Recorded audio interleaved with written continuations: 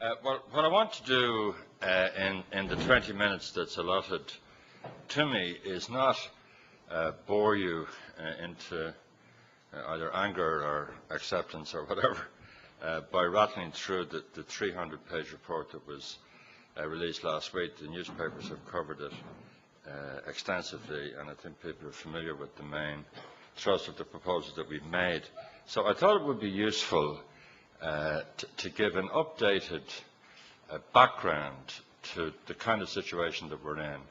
And Don mentioned the phase of denial. I think that's over. I think people realise now that we're in a very serious mess, the worst mess we've been in since the 1980s, really, and that it's time to push ahead with solutions to it.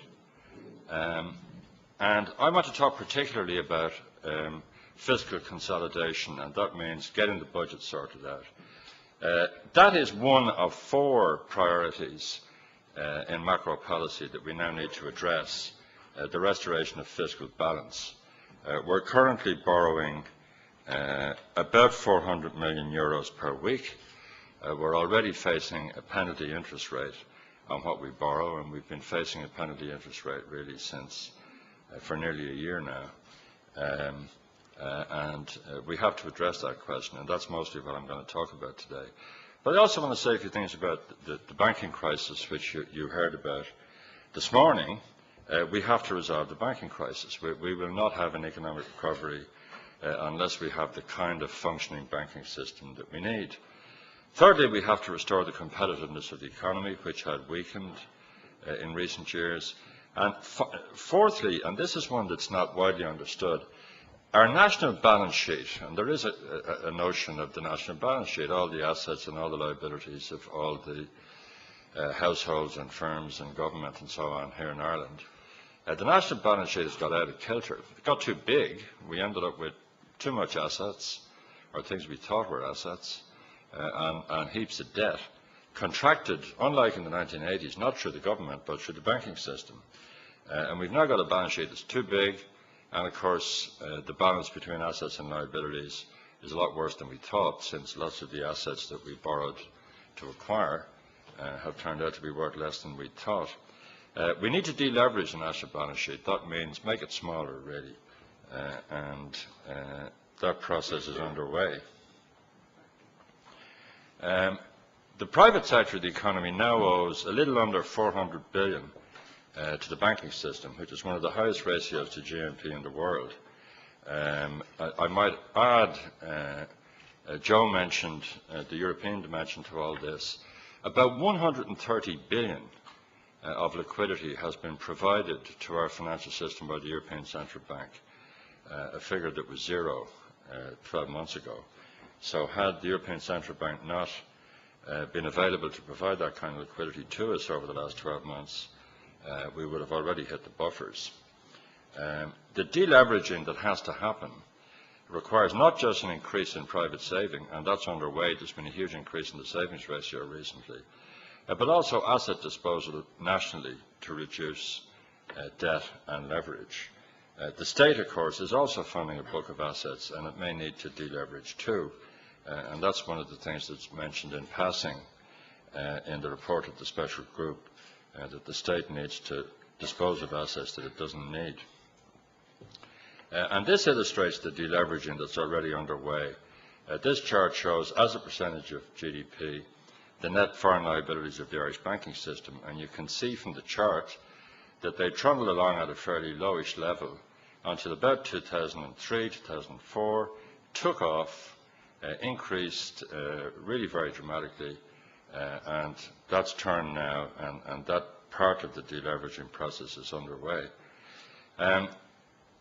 To give a further bit of background to the nature of the financial crisis, this chart shows the debt repayments, the ratio of debt repayments to income of the personal sector of the economy, which means households. And I don't know if you can see the chart clearly at the back of the room, but from a little over 10%, 11 or 12% of personal sector income was being devoted to debt repayments back in the year 2000. that figure had more or less doubled by 2008. So by 2008, instead of the personal sector devoting 12% or so of its available income to debt service costs, they were devoting 24%, and that obviously had a lot to do with the huge borrowing for housing and for various other purposes. And these figures are the other side of the same coin. They show the amount of bank lending that there was to three sectors of the Irish economy, to construction and to real estate activities, not including mortgages, but this is lending to construction firms and to property developers and property firms. And you can see that the amount that was lent by the Irish banking system to those activities was a pretty trivial percentage of their assets back in 1997, and just rocketed up to between 25 and 30% by the end of last year. So there has been a huge financial explosion really in the balance sheets of the banking system. This happened against a background where economic growth had slowed down, and people talk a bit as if Ireland had a fantastically well-performing economy until about a year ago, and then suddenly the Celtic Tiger got shot, and we discovered that we're poor. That's not the way it's happened. The really rapid growth period was from 1995 to about 2002, and I've shown three different measures of overall national economic activity there. And sorry for the jargon, but one of them is called real output, the second one is real GNP, the third one is real national disposable income. And I've just divided the periods into 1995 to 2002, and then 2002 up to the best estimates we have for the outturn in 2008. And you can see there that under all three measures, there was a very sharp fall in the rate of growth as between these two periods. So it's not true to say that everything was hunky-dory until last year. There was clear evidence of a slowdown in economic activity a few years earlier. We also know that a lot of the activity was building houses that we didn't need, so even those figures were a little bit false. One of the reasons why the public finances collapsed is on the tax side. There have been very strong growth in public spending, faster than was prudent, but in addition, an awful lot of government revenue was coming from taxes on property, and there are really three different taxes, all of them transactions taxes. The first is VAT on new house sales, the second is capital gains tax on the disposal of non-residential property, and the third is stamp duty. And if you add up those three, you get this chart here, and you can see that there was a real boom in tax revenue from these sources until 2006, since which time government revenue from those sources has fallen off a cliff. And while we don't know the exact figure, it looks as if those taxes will be shy in 2009 by at least 6 billion as against what was happening before. There's been a decline in tax revenue under all headings, but this is just dramatic, and that has contributed to the serious public finance crisis, our excessive reliance on some tax sources that turned out to be transitory. This chart shows the government budget gap, and the red and blue lines track one another. In other words, we had more or less a zero budget deficit. We had little surpluses and little deficits all along from 2000 until about 2006-07, and then you can see the two lines began to diverge. And the spending line has kept rising, and it's continued to rise into 2009. A lot of people think we've had expenditure cuts. Government spending in 2009 is well ahead of government spending in 2008 for reasons that I'll come back to. And you can see there the blue line is the collapse in revenue. Now the gap that's opened up is 20 billion a year, or 400 million a week, and that's what we're now borrowing. And that chart of a continuing rise, the red line in government spending, coinciding with this collapse in government revenue, that is the Irish fiscal crisis in a nutshell. The government budget deficit this year will be a little under 11% of GDP after 4 sets of policy changes since July last year. The government had a cuts package in July, they brought the budget forward to October, they had more cuts in January and a mini budget in April. There's been kind of 4 partial or complete budgets in 12 months and a lot of painful measures included. After that, we're going to borrow nearly 11% of GDP, which is quite unsustainable. Without further measures, the deficit would exceed 10% for several years to come. Our debt, while it's not as high as it was back in the 1980s when we had to make a big fiscal adjustment, it's rising very quickly. And of course, it doesn't include the bank rescue costs, and we're going to face an exchequer bill for rescuing the banks. We don't know how big it is. The IMF reckon it could be 34, 35 billion. One of the Dublin stockbroking firms estimated it might be only 20. I don't know what it's going to be. I think of the nature of the thing, nobody knows. But the bank rescue cost could add 2 years borrowing at recent sort of rates, as if we didn't have enough headaches. So that leaves the government with very difficult choices, but the choices ultimately boil down to 2, is to raise taxes or cut spending. And real exchequer spending rose nearly 6% in 2008, and is actually rising even faster in 2009. And people find that hard to believe, but government expenditure is going up rapidly this year. Significant tax increases have already been imposed. Any of you who haven't inspected your pay slips carefully in the last couple of months should do so quickly. And the government has stated that it is anxious to avoid heavy further tax increases. And this chart, I think, is very interesting.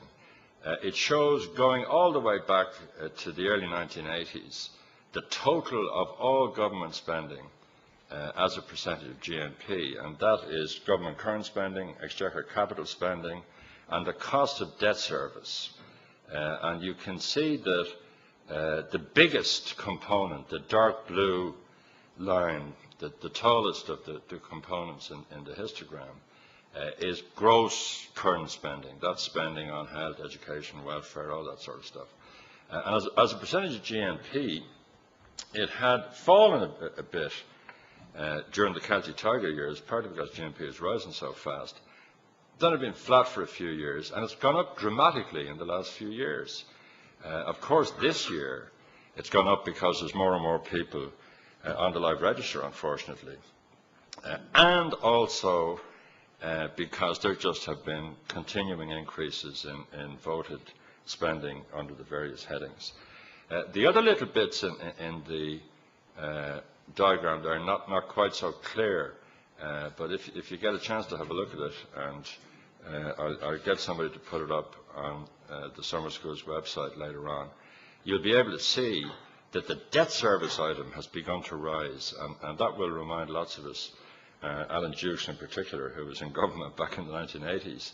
That was one of the things that really made things so difficult in the 1980s. And if you look at the chart, you'll see that the debt service burden was a big component of government spending at that time. We'd borrowed a lot of money, we had a big debt, interest rates were high.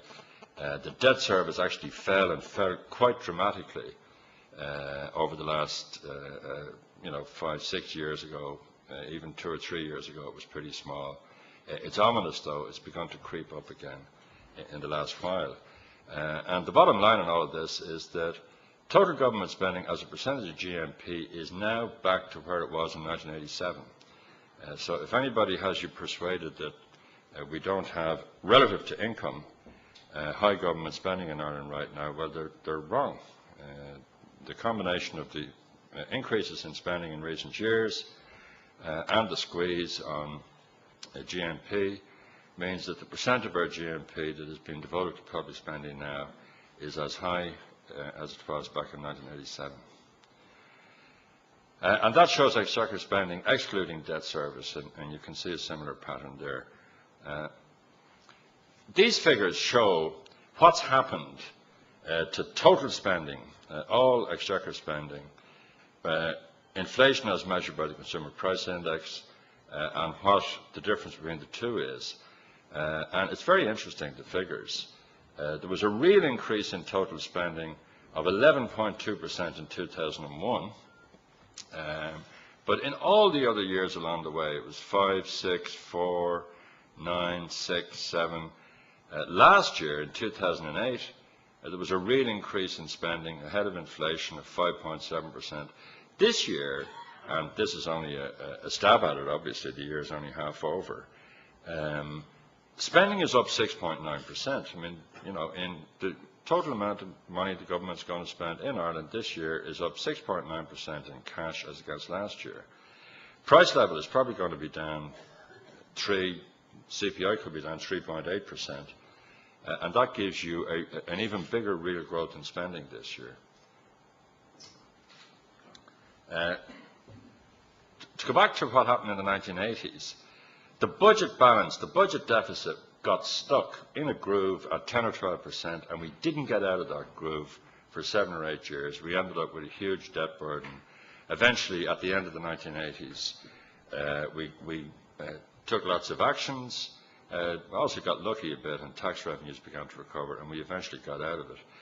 But I put in that chart to remind ourselves that the last time we were in a public finance crisis, it took us a long time to get out of it. I just want to finish by saying a few general things about the report of what it was called the Special Group on Public Service Numbers and Public Expenditure.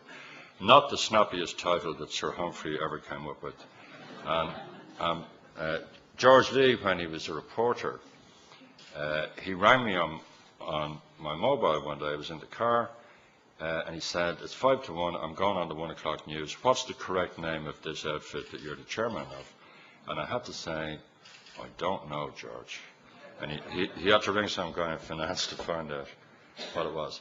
But the proposals need to be seen, firstly, as a set of options for the government. That's all they are. But they must be seen against the background of borrowing at 400 million a week. We're already paying a penalty interest rate. The borrowing markets are terribly difficult, the most difficult really since the 1960s. Inflation has turned negative. That has to have consequences for how much we spend. So to conclude, a fiscal consolidation is simply unavoidable. Borrowing at 10% of GDP for any length of time is risky, even in benign credit markets. The sovereign debt markets now are the most difficult that I can remember. Any notion people have that the international bond markets have settled down and that the worst is over and we've turned the corner is baloney. I think those markets are going to remain iffy for at least another few years. So it seems to me that we need to contain borrowing in 2009 and try to reduce the borrowing requirement as a percentage of GDP decisively in 2010. And that means cuts in current and capital spending. It may also mean further tax measures, and it means looking at all spending.